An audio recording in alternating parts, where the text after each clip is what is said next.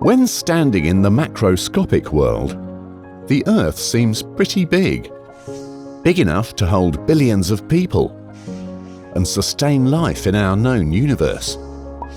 However, if we expand to the megascale and to, say, a galaxy level, then it's the Milky Way that seems big, and the Earth becomes a speck. A tiny, round, nondescript speck. At this range, it is not even visible, as only the massive body of the Sun is visible as a pinprick of light amongst billions of other pinpricks. Strangely enough, if we return to the Earth, focus our attention inward rather than out, and peer into the microscopic world, we can see a similar phenomenon. However, in this case, instead of vast quantities of planets, we see quantities of mould spores. When mould colonies grow, the quantity of tiny, nondescript specks are similar to that of a galaxy.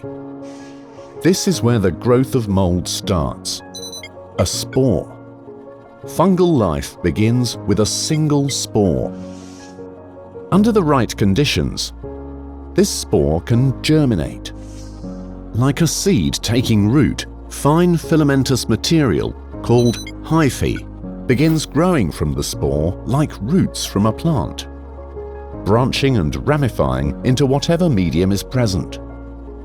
This hyphae forms complex networks known as mycelia and can perform many tasks for the mould.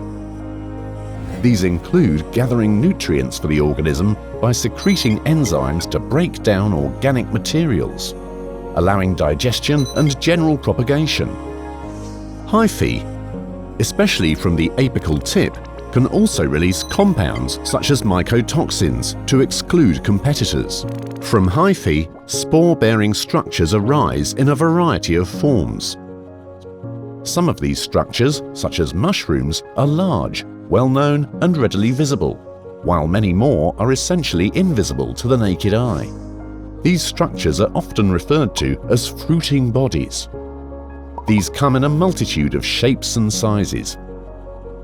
And while all species generate many spores, some colonies can house spores that number in the trillions in one body. From here, most species' spores are distributed on wind currents. And while most will not survive, many will still land, germinate if the right factors of growth are present, such as water, and begin the cycle over once again. So when it comes to mould, it all comes down to perspective. That something as tiny and invisible as a spore can grow and multiply into the structures that we see growing and multiplying in moist environments.